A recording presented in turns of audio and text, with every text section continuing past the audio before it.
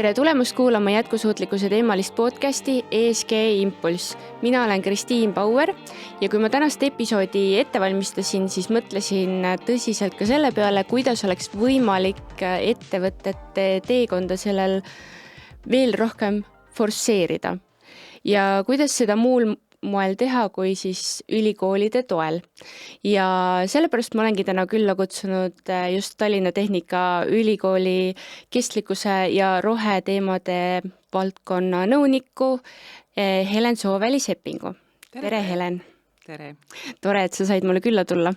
Aga ma kõigepealt alustaksin võib-olla isegi sinu enda kestlikkuse teekonnast, kui siis pärast liiguksime edasi TalTechi suunale ka. Et kuidas sinu teekond alguse sai selles suunas? Ja tõsi on, et ega ma oma ülikooli õpingute ajal kestlikkusest midagi ei teadnud, ehkki 90ndate alguses oli juba esimene selline kestlikkuse või jätkusuutlikkuse laine Eestis, kui Põhjamaade abil, toetusel tulid esimesed kursused ülikoolidesse, aga nendest ei teadnud mina midagi.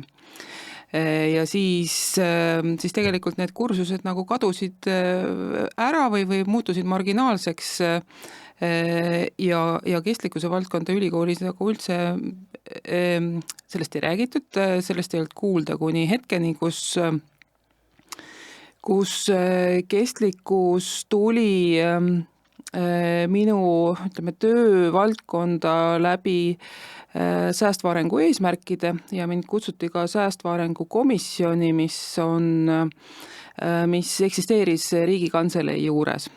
Ja läbi selle fookuse ma kestlikkuse teemad enda jaoks leidsin ja alguses oli mul ikkagi tunduvalt rohkem küsimusi kui arusaamist, mis see kestlikkus on, seetõttu, et me kõik teame, et säästva arengu eesmärgid on päris laiad ja et kuidas neid eesmärke integreerida igapäevaselt tegevustesse, nii et see ei tunduks olevat lihtsalt nagu värvilised kastikesed või toredad klišeed, mida kirjutada kuskile arengukavadesse, et siis sai selle peale palju mõeldud ja ka kriitiline oldud. Ja teine aspekt, mis mul kohe meelde tuleb, on tegelikult siin rohkem kui 10 aastat tagasi, kui ma teadlasena osalesin Rootsi teadusprojektide hindamisel, siis tegelikult rohkem kui 10 aastat tagasi juba Rootsi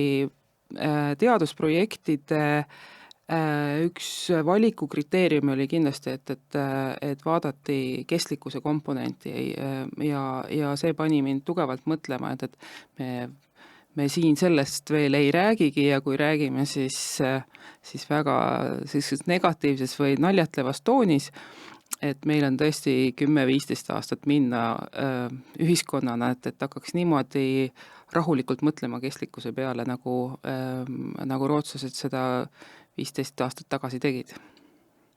Sealt on ikka tubli idee tulla, et päris hästi oleme iseenesest tänaseni nüüd hakkama saanud.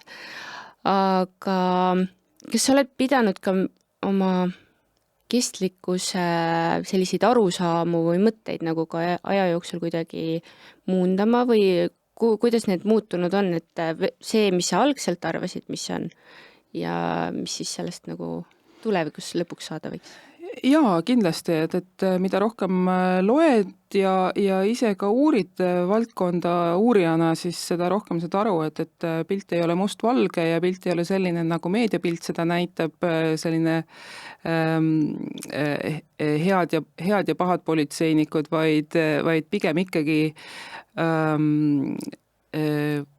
arusaam peab olema selline meil kõigile, et kestlikkus töötab oma kontekstis ehk oma ühiskondlikus hetkeolukorras ja me ei saa ja me ei peagi mõtlema sellest sellise väga tugeva bürokraatliku raamistiku kontekstis, vaid kestlikkus ei ole bürokraatlik raamistik, ei ole Excel-tabelid, vaid kestlikkus täna minu jaoks on ühiskondlikud väärtused ja normid, ühiskondlikud hoiakud. et see hakkab ikkagi pihta, lõppkokkuvõttes kodust, see hakkab pihta meie kultuurist, see hakkab pihta nendest väärtustest, mida meie enda jaoks täna ühiskonnana oluliseks peame. Et see kontekst, väärtused, see laiem ühiskondlik kokkulepe, see on see, kus kõik peab saama alguse, mitte rääkima sellest, et kastirattad on halvad. Et selline kestlikkuse instrumentaliseeritus ja sealt siis stigmatiseeritus, et see ei ole see tee, mida tuleks käia. Ehk siis rohkem ikkagi see sotsiaalse poole pealt peaks saama alguse, aga kuidas see Skandinaavia riigid on meist ikka nagu tugevalt ees, nagu me ka algselt rääkisime, kuidas seal praegusel hetkel selle teemaga siis käsitlus on, et sa alles hiljuti ju ka käisid Eestist väljas sellel teemal siis infot kogumas, mis sulle peamiselt silma jäi? Jaa, et üks viis, kuidas seda kestlikkust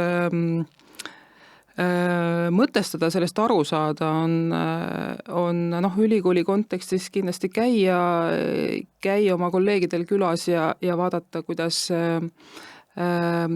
ütleme, meist arenenumad riigid kestlikkusega tegelevad, et olen käinud nii Põhjamaade ülikoolides, kui siis nüüd just käisin ka Hollandis. See, mis teistmoodi täna kestlikkuse valdkonnas ülikoolides on teadmine kõikidel tasanditel ülikooli töötajate puhul see, et need ülesanded on kirjutatud tööülesanneteks, töölepingutesse, et kestlikkusega ühel või teisel moel tegeleda, et see on nagu täielik normaalsus, see ei ole midagi, mille tõttu peab ühe suure kontori kokku panema ja ukse peale kirjutama sildi kestlikkuse eksperdid või kestlikkuse osakond, et see on iga töötaja tööülesanne või need on ära määratletud ja nendega siis tegeletakse integreeritult kõikidesse mis iganes valdkondadesse, nii et selle juures siis käib alati ka see raamatupidamislik mõtestamine, et kui palju me saame kestlikud olla ja kui palju me ei saa kestlikud olla ja mis see teekond on. Et selle asemel, et võib-olla öelda kogu aeg ei, et neid asju me teha ei saa, siis tehakse ikkagi pikki plaane ja see ongi kõige olulisem, et täna me näeme ka teiste ülikoolide puhul, et tehaksegi plaane näiteks kuni aastani 2040, ja need on just ka kestlikkuse plaanid, et see pikk teekond enda jaoks läbi mõtestada. Nii et eks see on midagi, mida ütleme ülikooli kui organisatsiooni pealt õppida, et pikk plaan annab selle võimaluse strateegiliselt läbi mõtestada, kuhu me liikuda soovime ühiskonnana. Et keda see valdkond huvitab just nimelt ka ESG mõttes, siis on väga huvitav vaadata ülikoolide kestlikkuse aruandeid ja ülikoolide kestlikkuse visioone ja strateegiaid. Ehk siis peabki silmas pidama seda mõistlikkuse aspekti ja et kõik oleks omavahel tasakaalus. Ja läbi selle tulevad siis erinevad strateegiad, struktuurid, kuidas see kõik seal jooksma hakkab. Aga kui sa nüüd vaatadki näiteks Põhjamaade näitel, siis kuidas seal see teekond siis 10-15 aastat tagasi alguse sai, et kas seal oli täpselt samamoodi nagu meil praegu, et olidki, mitte ESG eksperdid, aga jätkusuutlikkuse sustainability eksperdid või midagi analoogset olid ettevõttes ja juurutasidki selle sinna kõik sisse. Ja nüüd on see kõik ongi struktuuris ühtse osana. Et või on neil meil neilt midagi muud õppida? No eks õppida on ka seda, et teekonnal tehakse vigu. Kindlasti seda, et need samad sellised struktuurid, mis täiendavalt tehakse ka organisatsioonide juurde, on ta siis näiteks kestlikkuse osakond näiteks, et need nagu pikas plaanis ei pruugi töötada, kui muutub organisatsiooni juht või juhtkond, kes näeb, et see ei ole prioriteetne valdkond. Ja mida me täna ka näeme üle Euroopa on see, et kui on kehvemad ajad, siis organisatsioonides, ettevõtetes, siis kestlikkuse osakonnad on need, mis kõige esimesena kaovad, sest see on struktuur, mis võtab nii-öelda lisaraha, aga ei tooda mitte midagi. Silmnähtavalt mitte midagi. Just, et silmnähtavalt ei ole sellel ju mingisugust mõtet ja samamoodi just lugesin eelmisel nädalal, et Ameerika Ühendriikides on näiteks praegu need kestlikkuse kontorid ülikoolide juurest kiiresti kadumas, seetõttu, et ülikoolid samamoodi on kärpekirve all uue valitsuse uus valitsus on seda siin hoogustanud ja teada on, et kõrgharidust rahastust ka seal kärpima hakatakse. Nii et need sellised struktuurid iseeneses, esiteks nad ei pruugi töötada, sest me võime ühes et need peavad ikkagi olema midagi sellist, mida luuakse integreeritult kohe inimeste tööülesannetesse sisse. Jah, see on olnud selles suhtes etapiviisiline, et 10-15 aastat tagasi ja veel 5 aastat tagasi ülikoolides sellised keskused olid.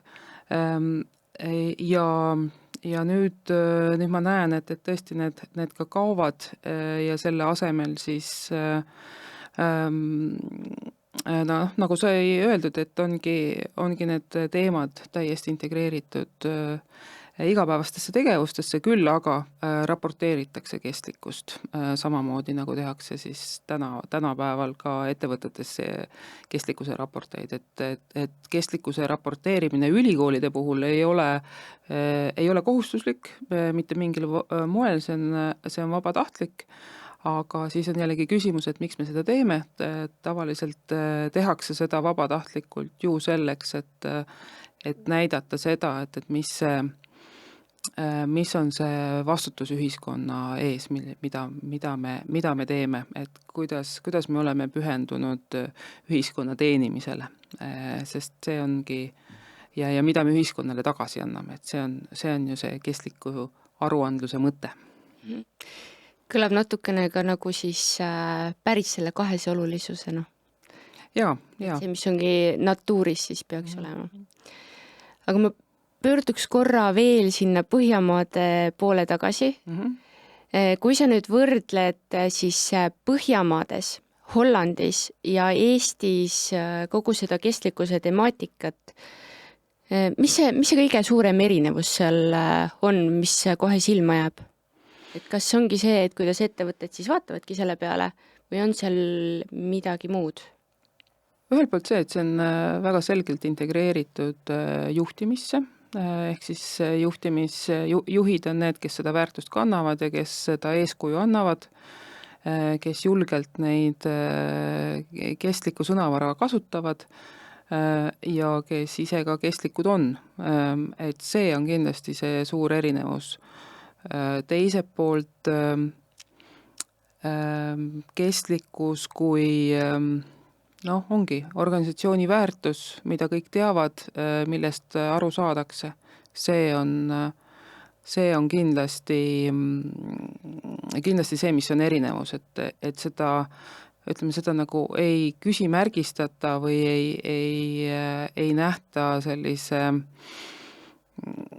lisategevuse või siis kõige hullem seda nagu Eestis stigmatiseeritakse ja sinna kõrvale räägitakse talupoja tarkust.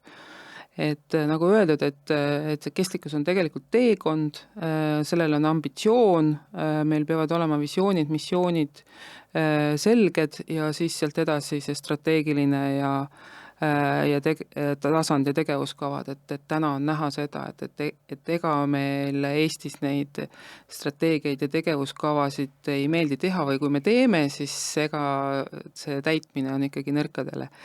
Need ei ole tihtipeale ühtlased ja läbimõeldud. Jah, ja nad ja loomulikult kostub ka selliseid ütlusi, et kõik on ju kogu aeg muutumises, et miks meil on vaja neid plaane teha, aga neid plaane ongi esiteks vaja teha selleks, et organisatsioon neid väärtusi läbi mõtestaks ja teiselt poolt selleks, et ikkagi mingisugune suund oleks teada ja et kui vahetuvad juhtkonnad, et siis hoitakse nendest väärtustest kinni. Aga jällegi, et need eesmärgid peavad olema realistlikud ja nad peavad olema ausad, sest ainult siis see töötab, sest see aususe komponent on siis, võime seda nimetada siis eetikaks või moraaliks, et see on midagi sellist, mis kindlasti selle teemavaldkonnaga kaasas käib. No eetika peab olema väga tugevalt ikkagi sees ja seotud selle kogu arengu poolega. Ja siin ongi küsimus, et kuidas, kuhu me need eetilised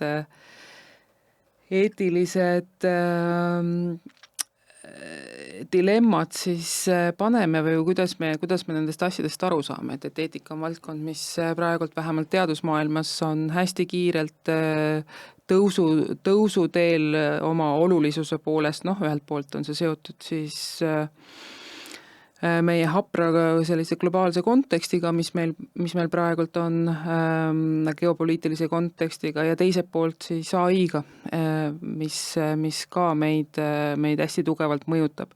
Aga igapäevatasandil, kui räägime kestlikkuse valdkonnas, siis ikkagi on need küsimused ju igapäevaselt üleval stiilis, mida meie teha saame, kui Hiina nii palju tossab või et nüüd Ameerika Pariisi kliimakokkuleppest välja astub, et kuuleme ju ka seda meie endi poliitikute suust, et miks me endale jalga laseme ja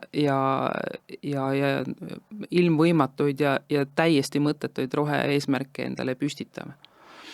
Et väga keeruline on sellises kontekstis töötada nende väärtustega, mida siis kogu aeg avalikkuses ja sotsiaalmeedias küsimärgistatakse, naeruvääristatakse ja neid inimesi, kes selle teemaga töötavad, neid kritiseeritakse.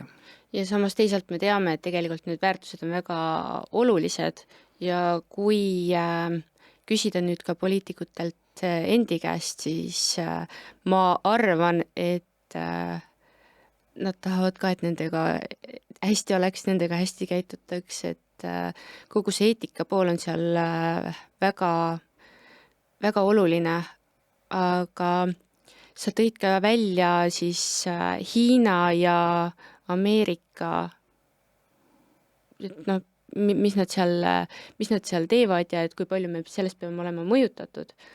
Mida sa siit omalt poolt siis vastu ütleksid, et kui palju me peaksime kuulama neid, kuidas nemad käituvad, mida nemad teevad, kui palju me peaksime siiski oma rada ajama? Nüüd Euroopa on ju tegelikult kohe paari nädala pärast tuleb neil Euroopast uus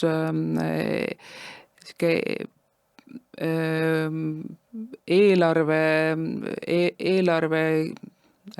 kokkulepe või selline poliitiline eelarve selgitus, mille nimi on puhas tööstuse leppe, et eks me sealt loeme, mida see tähendab, aga selline väärtusi selgitav eeldokument tuli mõned nädalad tagasi, selle nimi oli siis Euroopa konkurentsivõime visioon ja seal oli ikkagi selgelt kirjas, et me kliimaeesmärkidest tänase seisuga ei loobu. Me vähendame bürokraatiat 25–35% seoses kestlikkuse aruandluse ja teiste kestlikkusega seotud dokumentatsioonidega, aga sellest suurest kokkuleppest ei loobuta ja muidugi mida siis kõik ootavad, kaasa arvatud poliitikud, ettevõtjad ja ühiskond laiemalt on, et kui täpselt nüüd ette öeldakse, et kuidas me siit edasi läheme, ilma et me neid vigu teeksime, sest vigu on omajagu tehtud, sest turu olukord ei ole selgelt hinnatud, olgu selleks siis näiteks elektriautod, et me oleme kiirelt soovinud elektriautode arvu kasvu siin Euroopas, aga nüüd on selge, et see ei ole võimalik, et ka nende autode jalajälg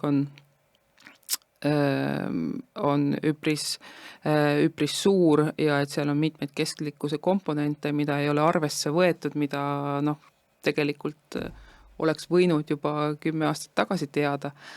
Aga selge on see, et nagu me oleme nüüd mitu korda juba öelnud, et kestlikkus on pikk üleminek, et see rohepööre ise on pikk, see võib olla 100-aastane üleminek, aga siin peame me kõige rohkem, kui me nüüd tuleme siis Hiina ja Ameerika juurde tagasi, peame me korraks meelde tuletama, et miks me teeme neid asju, et mis see põhjus on. Kas sa oskad öelda, mis see põhjus on? Selleks, et elu oleks kestlik, et see saaks edasi minna, et ka järgmistel põlvkondadel oleks siis sama hea olla siin. Jah, ja see ühelt poolt lähtub siis Pariisi kliimakokkuleppest, et meil on tegelikult riikide vahel sõlmitud selge kokkulepe, juriidiliselt pidav kokkulepe, et me tõmbame enda keskkonna jalajälge kokku või me mõtestame need tegevused kõik niimoodi ümber, et meie keskkonna jalajälg peab vähenema, peab jääma selle 1,5 kraadi sisse. Praegu ta on vist juba natukene tõusnud. Ta on üle 2 kraadi, 2,3 peal ja võib liikuda 3,1 peale, nii et me ei ole seda teinud, sest iga aasta on meie süsiniku jalajälg aina suurenenud, et nendest kokkulepetest ei ole kinni peetud. Ja seda on ka keeruline teha seetõttu, et maailma rahvastiku arv tõuseb ja vähem arenenud riigid soovivad samamoodi arengust osa saada, nii et see on üks suur kompleksne küsimus ja probleem olukorras, kus nüüd meil on veel ka väga mitu suurt ohtlikku sõjakollet, mis eeldab sõjatööstust ja sõjatööstuse kiiret käimas hoidmist, millel on tohutu keskkonna jalajälg. Ja jälle võtta kinni, et kuidas me nüüd selles olukorras kestlikkust hindame, kas või Eesti kontekstis, mis on kestlik, mis on kestlik Eesti. Et kas see on siis, me võtame siis STG ühe selle kastikese rahutuviga, et see on rahu, aga me ei saa rahust rääkida, sellepärast, et me peame relvil olema. Ja see on väga suur eetiline dilemma, mille peale me ise ei mõtlegi, sellepärast, et see kestlikkus tähendab meie jaoks seda vastupanuvõimet või resilientsust sõja mõttes. et me ka ise hiljem alles oleksime. Just, nii et nagu ma nüüd ütlen veel kord, et kestlikkus töötab oma kontekstides ja vahest on vaja mitu sammu tagasi võtta selleks, et üldse kestma jääda. Ja sellises olukorras, nagu täna näiteks Eesti on, et me kindlasti prioritiseerime sõjaga seotud tegevusi rohetegevustele, mis rahu kontekstis oleks täiesti mõeldamatu, aga nüüd on vaja kestlikkuse eesmärke alla lasta. Kuidas sa teaduslikult vaataksid kogu sellele asjale otsa, et meil on 2050 on tegelikult ju väga lähedal? Mida me teha saame, mida me ette võtta saame, arvestades ka muidugi seda, mis olukord praegu maailmas on, mis Ameerikas toimub, Ukraina, samamoodi teised sõjakolded?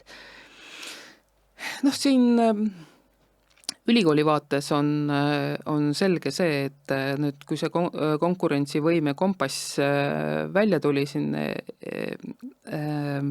Euroopast mõned nädalast tagasi, siis seal oli kirjas, et teadmispõhine innovatsioon on see, millele tuleb anda absoluutne prioriteet, selleks, et uued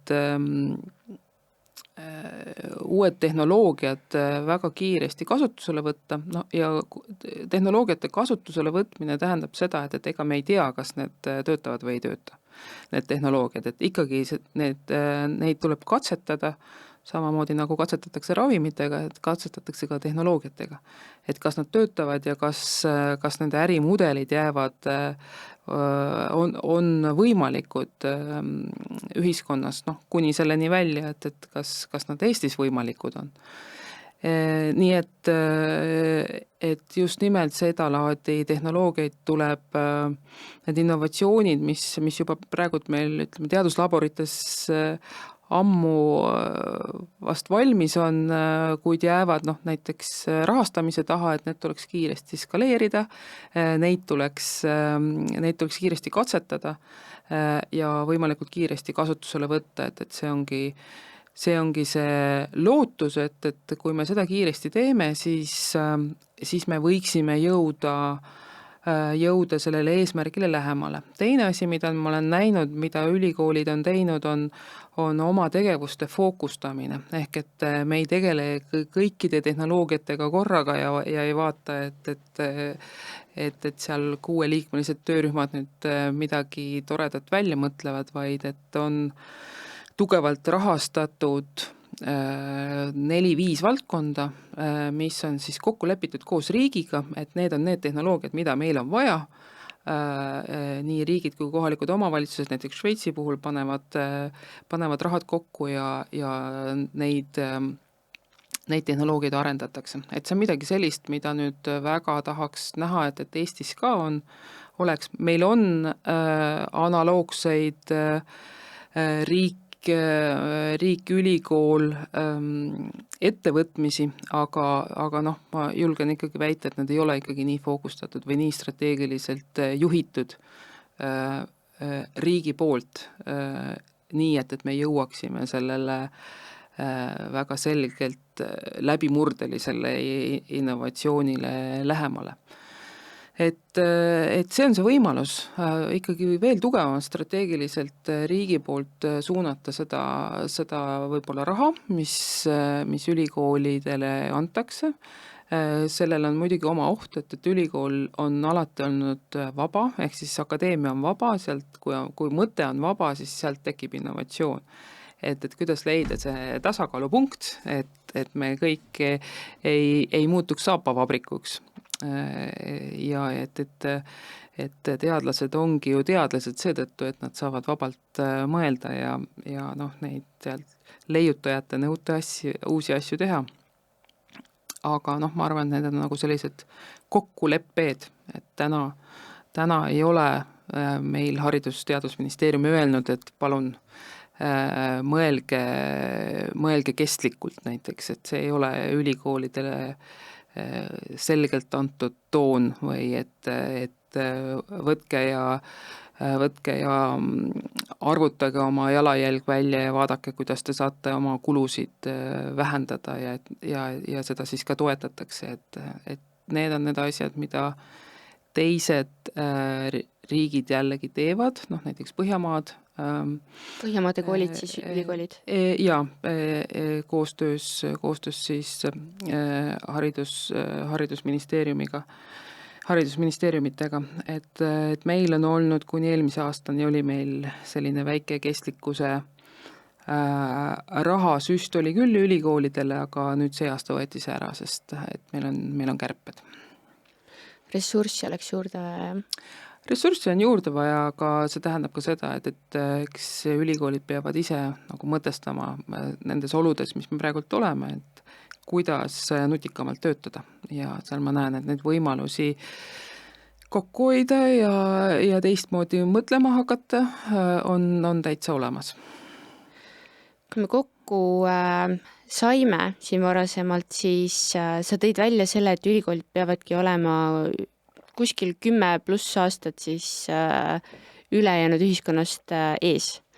Et kuidas sa Tehnikaülikooli vaatest nüüd seda hindad, ja samamoodi küsimus ka siis süsiniku jalajälje kohta, et mis olukord ülikoolis sellega on? No jah, et kuidas ma seda subjektiivselt hindan, et kõigepealt, et miks ülikoolid võiksid olla 10-15 aastat ees oma mõtte ja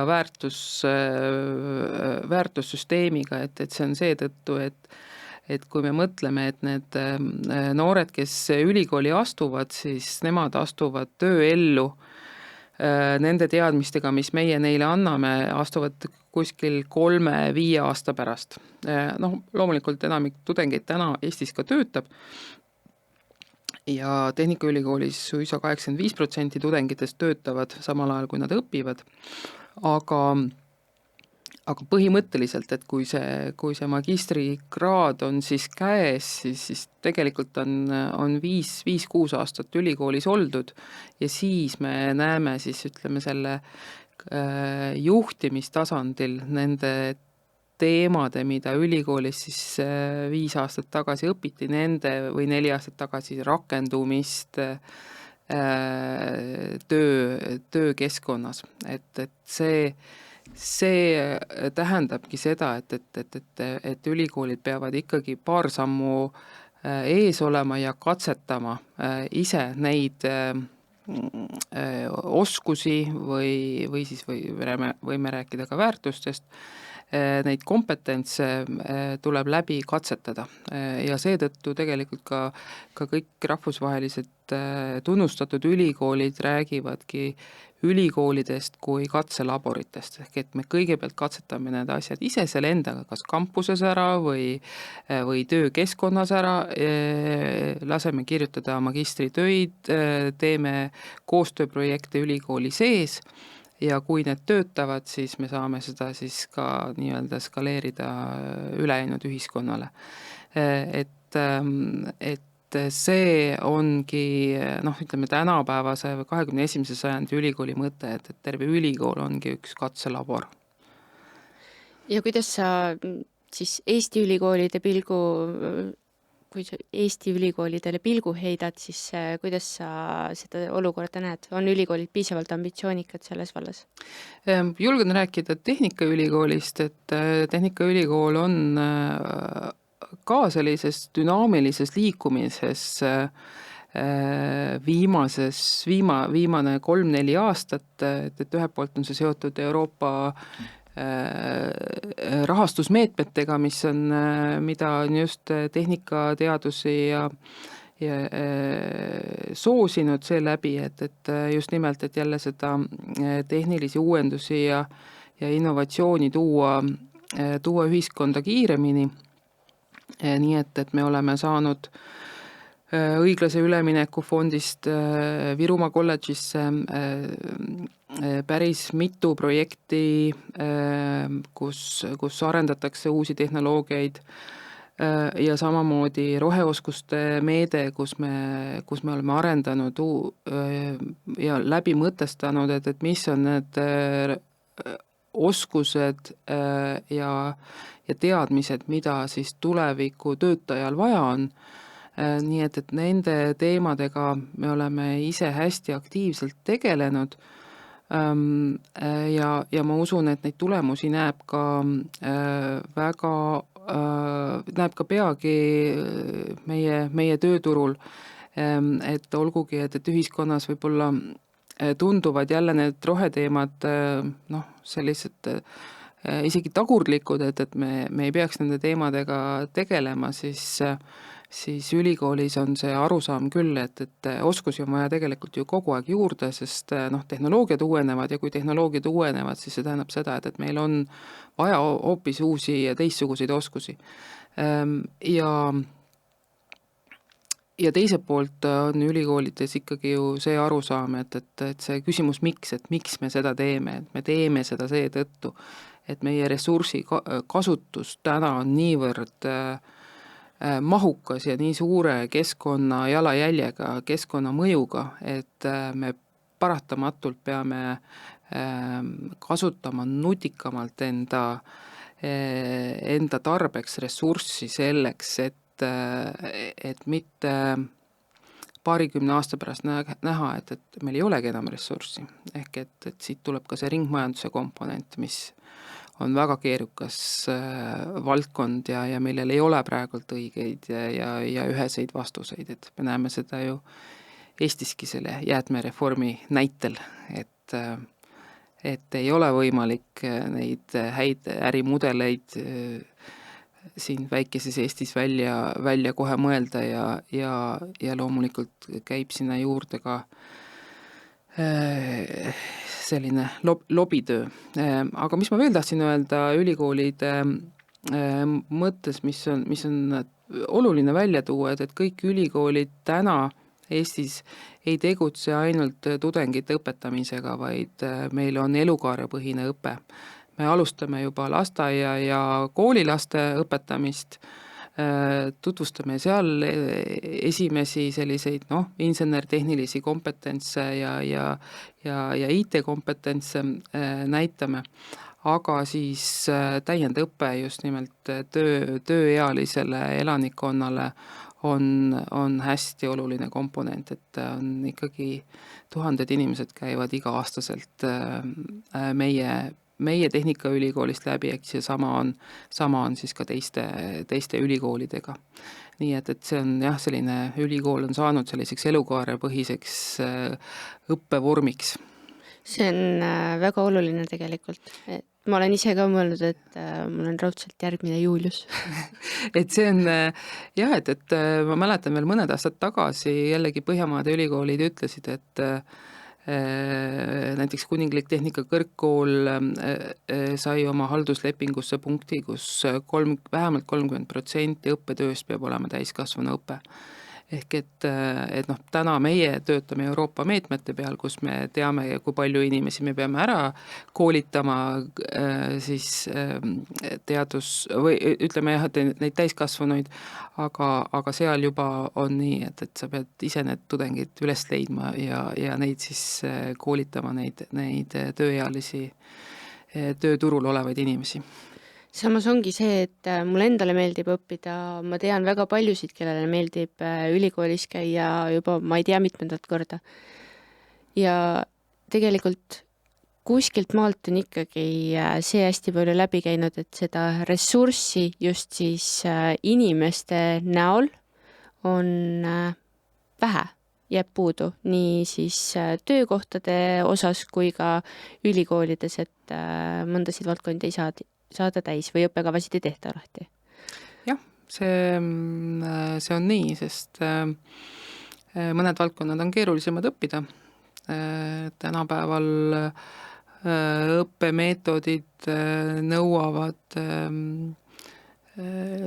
ütleme nii, et on valdkondi, kus tuleb rohkem pühenduda, kus tuleb rohkem süveneda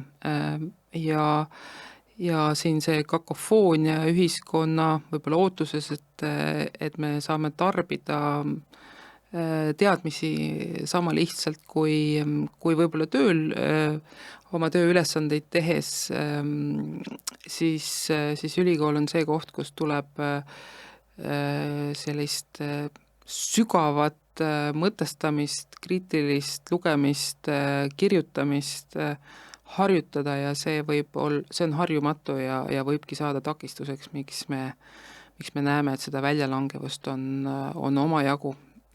Et see ei ole prestiižne mõelda palju, lugeda palju, et ma näen, et see on nagu suur väljakutse kogu Eestile, et mulle väga meeldib, et meie presidendi juhtmõte täna on tark rahvas, aga tark rahvas tähendab seda, et tark rahvas peab väga pingutama ja see üks kriitilisemaid tulevikuoskusi, mida siin suured mõttekojad on üle maailma välja toonud, ongi kriitiline mõtlemine ja kriitiline mõtlemine, analüüsivõime on see, mis saab alguse raamatute lugemisest, mis saab alguse ajaleheartiklite lugemisest, mis on pikemad kui 30 sekundit. Ja nende analüüsimisest omakorda. Ja nende analüüsi ja sünteesi ja seda õpetada on keeruline, sest tudengid lihtsalt ei loe ja huvitav oligi nüüd kuulata siin eelmisel nädalal Kirjanike Liidu presidendi intervjuud Kuku raadios, kus ta ütles, et praegult on tendents, et ka kirjutatakse lühemaid raamatuid või nii-öelda õhemaid raamatuid ja novelle, sest see on see, mida inimesed jaksavad tarbida selleks, et kui tahta nüüd, ütleme, merkantiilselt mõelda, kui kirjutada, et siis ostetakse raamatuid rohkem, et selliseid signaale täna meil ühiskonnas on, et me loeme vähe ja mida vähem me loeme, siis visuaalsemad me oleme ja selle 30 sekundiga info osas rahuldume, siis seda pealiskaudsemad oleme ja see ei ole kindlasti idee, millega me siin kestlikkusest rääkida saame, sest see nõuab süvenemist. Ma just tahtsingi küsida, et see on ju väga suur takistus tegelikult kestlikkuse teekonnal, et kuskilt peab see inimressurss ka tulema, kes siis neid erinevaid lahendusi välja mõtleks, kes need läbi töötaks, analüüsiks, et siinkohal ju AI selliselt ei saa appi tulla. Mingid asjad ta analüüsib läbi, aga ikkagi inimmõistus peab seal juures olema. Jah, see süntees on ääretult oluline ja see eeldab tegelikult sedasama sellist interdistsiplinaarset mõtlemist, arusaamist mitmetest erinevatest valdkondadest, mitte ainult ühest valdkonnast ja see eeldab ka meeskonnatööd, kus on meeskonnad, kes suudavad niimoodi süvenenult tegutseda. Kas nendel meeskondadel on ka piisavalt mõjujõudu, et siis kõiki neid muudatusi läbi suruda? Nagu ma veel kord tahaksin rõhutada, et ikkagi see muutus algab valgustatud juhtidest. Et meil aga kust saavad juhid need mõtted, nad saavad kindlasti need mõtted ühiskonnast ja näevad neid ühiskonnas toimivaid signaale. Et see ei pruugi olla ainult signaal, mida meile näiteks pangandus ütleb, vaid minu jaoks on olnud väga valgustav siin Rootsi ajalehti lugedes pikk intervjuu Rootsi väga maineka ärikooli rektoriga, kes on juurutamas läbivalt ülikooli, selle ärikooli õppesse empaatiat. Empaatia kui kompetents, sest see haakub ju otseselt väärtustega, otseselt eetikaga ja seda empaatiat kirjeldas ta siis sedamoodi, et ühelt poolt on need kompetentsid, mida õpetatakse, aga teiselt poolt siis ka keskkond, ehk et siis ka sinna ülikooli on toodud ka näiteks maalid, et maalid ja maalinäitused sellised klassikalised maalid on seintel selleks, et see keskkond toetaks seda mõtteviisi. Sest täna me näeme, et need juurprobleemid, kui me mõtleme kestlikkuse peale, et miks mingid asjad ei toimi, on empaatia võimetus ja vähesus ja seda jääb aina vähemaks, sest me kuuleme palju sellest, et meil on sellised haridusliku erivajadustega lapsed koolides, kes vajavad empaatiat ja kes ise ei ole empaatilised, et siin seda kõike mõtestada siis ühiskondlikus kontekstis, et kuidas seda empaatiat rohkem tuua, et see on väga keeruline.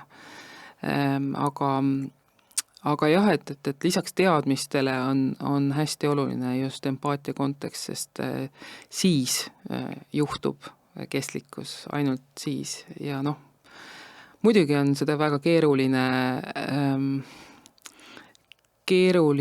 või see tundub nagu nii keeruline probleem olevat täna ühiskonnas, et kui lugeda, ma ei tea, vallalehest igakuiselt, kui mitu väljakutset on tulnud peredesse, kus on kas naise või laste vastu sooritatud perevägivalda, siis tegelikult kus saab empaatia alguse ja kuidas me seda kõike välja siis juurima hakkame, seda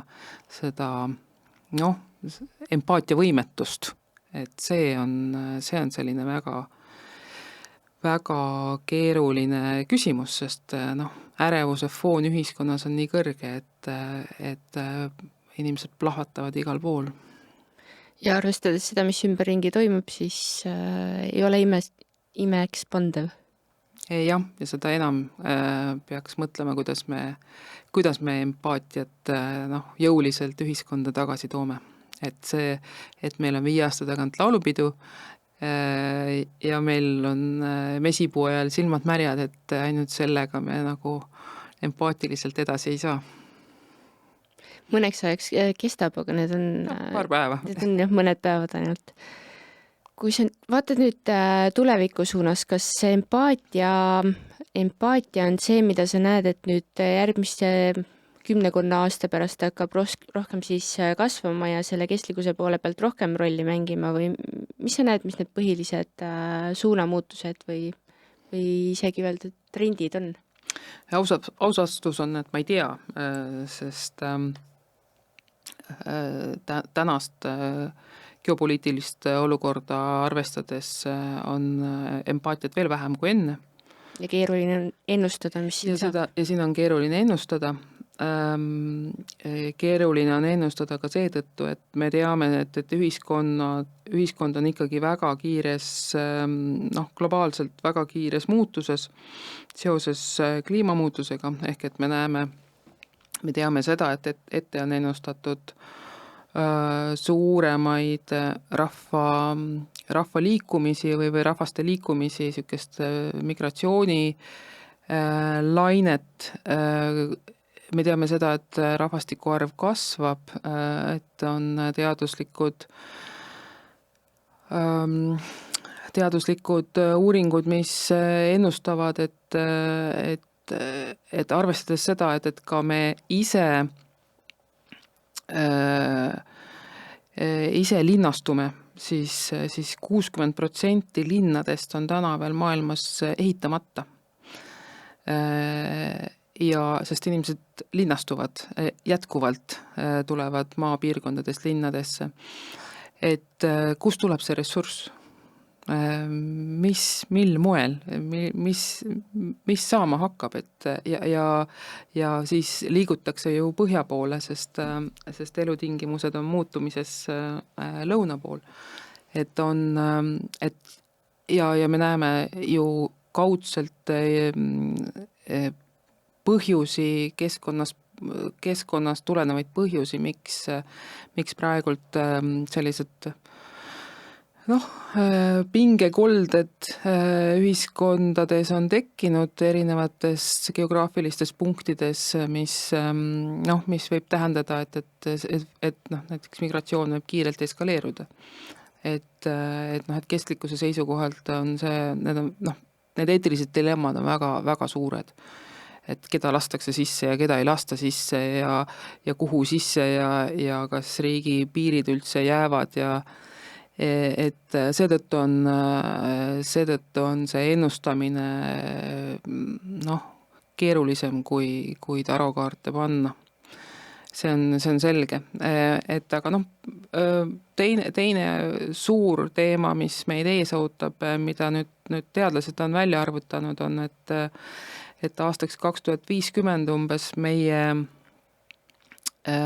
elukvaliteet siis majanduse näol, et see majandus võib et see majanduskasv ikkagi globaalselt pidurdub ja keskmiselt võib meid ees oodata elukvaliteedi langus keskmiselt 19%, aga kuni 59% sõltuvalt sellest, et millised need tagajärjed kliimamuutuse tagajärjed erinevates piirkondades võivad olla, et nii nagu me nägime, kuidas Los Angeleses 2 nädalaga suutis tuli kiirelt maha põletada paljude inimeste kodud, ja siis see kahju on ju miljardites ja miljardites, et sedalaadi sündmusi hakkame me rohkem nägema ja see tähendab lõppkokkuvõttes meie kõigi elukvaliteedi langust.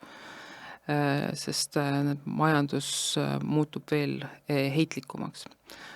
Ja selle kõige valguses on keeruline öelda, et kuidas me edasi liigume, sest globaalsed inimarengu aruanded on kogu aeg rõhutanud, et meil ei tohi olla nii seda kasvavat ebavõrdsust rikaste ja vaeste vahel, aga see on nagu jätkuvalt polariseerib ühiskondi ja ka koloniseerib siis ka riigisiseselt inimesi.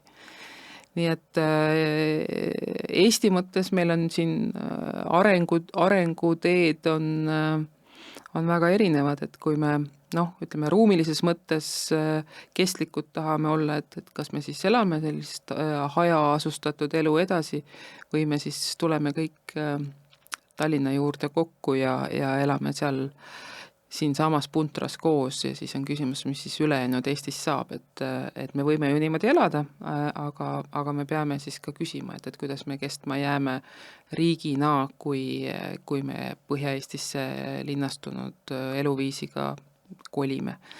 Et need on need sellised, et kui me räägime nendest suurtest muutustest, siis me saame rääkida isikliku tasandi, kohaliku tasandi, regionaalse tasandi, globaalse tasandi muutustest ja eks igal pool, igal mõõtkava osas on need muutused erinevad, nii et kõigepealt on küsimus, et kuidas me Eestina kestma jääme, et see tuleb meil endal nagu selgeks mõelda ja võti selles, ja kui me räägime selles, et mis on kestlikkuse võti, siis kestlikkuse võti on ikkagi demokraatia. Demokraatia kui väärtuse hoidmine ja selle mõtestamine, et mitte keegi ei tohi maha jääda, sest kui jäädakse maha, kui jäetakse mõned kas vähem haritumad rühmad maha või ei hoolita vanematest inimestest, siis see kõik tekitab alati selliseid ühiskondlikke mullistusi ja siis on meie ühiskond haavatavam, et seda trollimist näeme me väga selgelt igal pool täna, et ega vaenlane ei maga. Nii et Eesti puhul kestlikkus tähendab seda, et vaenlane kuskil väljapool ja me ise peaksime ennast nagu kokku hoidma ja aga et ütleme, see on see selline ühiskondlik mõte ja siis võtame selle keskkonna mõõtme siia juurde, et eks me peame ennast hästi palju harima, mis see keskkonna mõõde meie jaoks tähendab, et see kõige tähtsam on olla nagu avatud ja mõelda selle peale, et meie endi tervis oleks korras ja et laste tervis oleks korras ja et kuidas me seda tervet Eesti inimest saame hoida. See on päris hea mõte tegelikult, millega nagu siinkohal ka lõpetada, aga ma küsiks veel ühe sellise väikse lisaküsimuse, et me oleme poliitikat siin igatepidi silmas pidanud, et mis oleks see peamine soovitus, mida sa siis poliitikutele või poliitika vaates annaksid selle kestlikkuse edendamisele, et mis on see selline idu, mis siis ühel hetkel äkki kasvama hakkabki? Just siis ka demokraatia hoidmiseks. Kaks mõtet. Esiteks, Eestis tuleb tegeleda regionaalpoliitikaga ja tõsiselt ja teiseks kuulake ja kaasake teadlasi.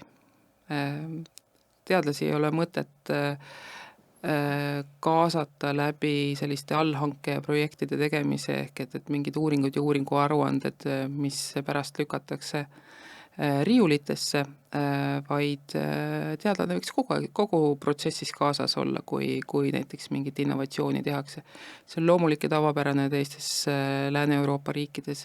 Eestis nähakse teadlast seal õpetamas omi asju ja tegemas omi asju. Aga uskuge mind, et ka teadlased tahavad olla ühiskonna osa, sest seda me oleme ja ülikooli roll ühiskonnas on muutunud. Ehk siis kõik see sünkroon ja ühtne kokkuhoidev liikumine. Absoluutselt. Aga aitäh sulle, Helen, et sa tulid mulle täna siia külla. Ma arvan, et meil oli väga huvitav vestlus ja ma tänan ka kõiki kuulajaid ja vaatajaid ja pane siia episoodile ka üks pöial ning pea meeles, et sa vajutad ka follow ja subscribe, et siis ka järgmiste episoodidega kursis olla. Ma omalt poolt tänan ja näeme juba järgmises episoodis. Tšau!